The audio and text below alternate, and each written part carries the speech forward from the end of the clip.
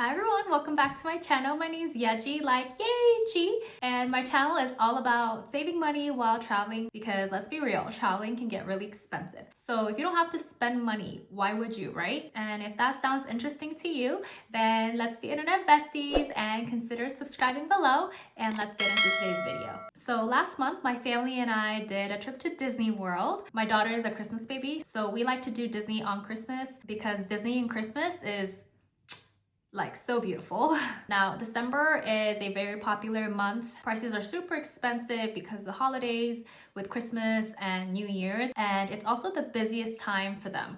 And that means there's gonna be like a ton of people. And so I wanted to do a video today and talk about how you can do Disney on a budget and save a little bit of money, but also getting a lot of points using the right credit cards. Because if you're spending all that money to go to Disney, might as well get something out of it, right? So in no particular order, these are my 7 things that I think you should know before heading to Disney. Number 1 is booking a DVC. Now, DVC stands for Disney Vacation Club. Essentially, it's like Disney's version of timeshare, and you can stay at timeshare hotels without being a timeshare owner, because a lot of times owners may not use all their points and they rent those points out to other people. And to protect owners and customers, there are third-party companies that help you book DVC hotels. The 2 main companies that I've heard is David's Vacation Club Rentals and also the DVC store. I recommend both of them. They're both trustworthy, but I do like David's Vacation Club Rental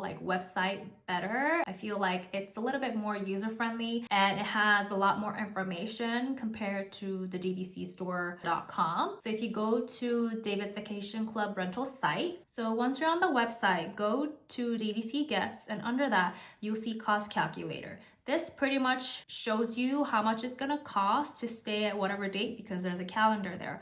And we like to go during December, so let's see, we'll go to December 2026, and normally we like to go during the first week of December. So I'm just clicking random dates here. I'll just say 1st through the 5th. And then pretty much down below, it'll show you how much it's gonna cost for all these hotels. So let's say you wanna stay at the beach club. If you stay at a studio, it's gonna be $16.25, and 1 bedroom is $32.25, and etc. The Grand Floridian, if you do the resort studio that's been recently remodeled with the Mary Poppins themes, it's gonna cost you $18.75. Or if you have a preferred view, which is a nicer view than the parking lot essentially, it'll be $22.25. And then the theme park view, which you can see Magic Kingdom, which you can also see fireworks, is gonna cost you $27.25. The nice thing about renting DVC is that you don't have to pay taxes. So what price you see on the website is what you pay. Nothing is added on top of that. And you get to stay at a deluxe resort with the price of a moderate resort. And a lot of people sometimes wonder oh, are they gonna treat you differently at check-in or while you're staying at the resort because you're not a DVC member? No, that is not the case. At the check-in desk, they don't know if you are an owner or not, so they're not going to treat you any different than if you are a DVC member. And it kind of gives you a taste of what it will be like to stay at a DVC resort in case in the future you are thinking about becoming a DVC member. David's Vacation Club Rentals might have more information on the website that you can read about, but I feel like the DVC store is faster at responding to you. That's just my personal experience. Your experience might be different, but I'd say they're both amazing. They charge the same. So if you can't find a certain resort with DVC store and you contact David's Vacation Club, they're gonna say the same thing, that property is unavailable. So it's not like one company is trying to cheat you on top of the other. We're not, because all the inventory is the same. Do keep in mind though, when you're renting DVC, book as far as in advance as you can. So you can start booking 11 months before. And I'm telling you, these DVC rental resorts fill up fast. So I suggest booking these hotels 11 months out. And I know that might sound crazy to some of you planning a vacation that far in advance, but with DVC, it is needed. If you want these hotels for a cheaper price, then you better get on it. Number 2 is buying tickets. So there's multiple ways to buy a ticket. Of course, the traditional way is buying through the Disney website, but there's also using your credit card points and also a different company called Undercover Tourist. So let's talk about using the Disney website first. If you are planning on booking directly with Disney, use a credit card that gives you extra points. So Disney tickets are considered live entertainment. The Chase Freedom Flex has a rotating category of live entertainment. You can get 5x when booking directly with Disney. You can also use the Capital One Saver Rewards card. That gives you 3x on booking live entertainment. 5x and 3x is just better than 2x, right? So using the right credit cards is going to help you maximize your rewards. If you're booking through a third party like Undercover Tourist, sometimes they offer a little bit of a discount on their tickets.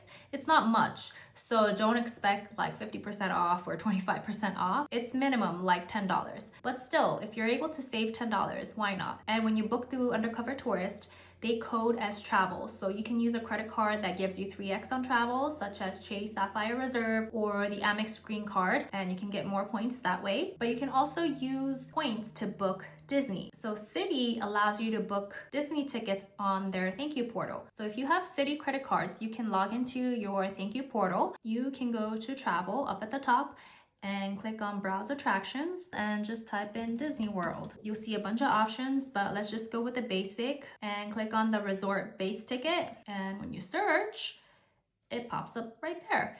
And it tells you how many points it's gonna need and how much it's gonna be. I personally don't recommend booking tickets with your Citi points because I feel like Citi points are more valuable when transferred to different airlines because you can fly business class with it. But if you are in no need of Citi thank you points, then booking Disney might be an option for you. Number 3 is booking Marriott hotels. We talked about booking Disney DVC hotels. But let's say you have no desire to pay for a DVC resort. Then you can use your Marriott points to book 3 different hotels near Disney. And those are the Disney Dolphin, the Disney Swan, and the Disney Swan Reserve. These 3 are all under Marriott. So you can go on the Marriott website to book them. So that way you can get cash back while you're booking, but also use your free night certificates from Marriott if you have certain credit cards, or just use your points. Marriott properties have the same benefit as staying at a Disney Deluxe resort, and that includes early theme park access where you get 30 minutes before everyone else, and on select nights you have access to the parks after they close. And also it's nice to book these hotels because they're cheaper than paying Disney prices, because we all know Disney prices are extremely expensive. So you're basically booking these hotels, but you get deluxe quality. The new Swan Reserve is by Autograph Collection and it's super nice. It's not decorated like Disney hotels, but these Marriott hotels are actually closer than some other Disney properties. So sometimes it's actually a lot easier to stay at these properties and hop onto Epcot or Hollywood Studios than staying at a Disney property. On our last trip, we stayed at the Disney Swan.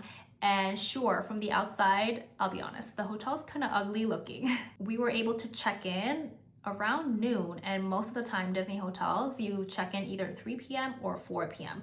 So we had our room a bit earlier than everyone else.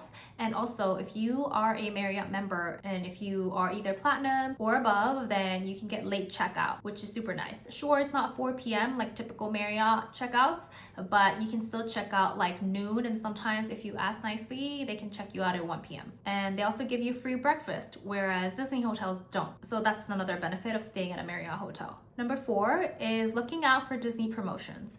So throughout the year, Disney has promotions where they'll have certain hotels at a discounted price, or sometimes they'll give you free food, such as free dining plan. So if you can snag a hotel at a cheaper rate than their rack rate, why wouldn't you, right? So that's just something nice to look out for if you can snag a hotel for a little bit cheaper than what they normally charge.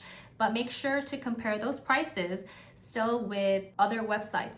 So sometimes moderate and value resorts are on booking.com or hotels.com. So even though Disney is having a sale, make sure it's still cheaper to book through Disney versus these other third parties. But also remember, you can get cash back when you're booking through these third party portals. So make sure that Disney prices are actually worth it. Number 5 is not necessarily saving money, but just something to help you accumulate a lot of points. So Disney restaurants, whether they're inside the parks or outside, code as dining majority of the time. And this includes festival booths like in Epcot whenever they have a festival going on. So if you can use a credit card that gives you 4x or 5x on dining, even better. If you are staying at a Disney property, you could technically charge the dining to your room. When you check out, these hotels code as travel, so you could use like a Sapphire Reserve to get 3x on travel. This is my opinion, but why would you get 3x when you can get 4x or 5x?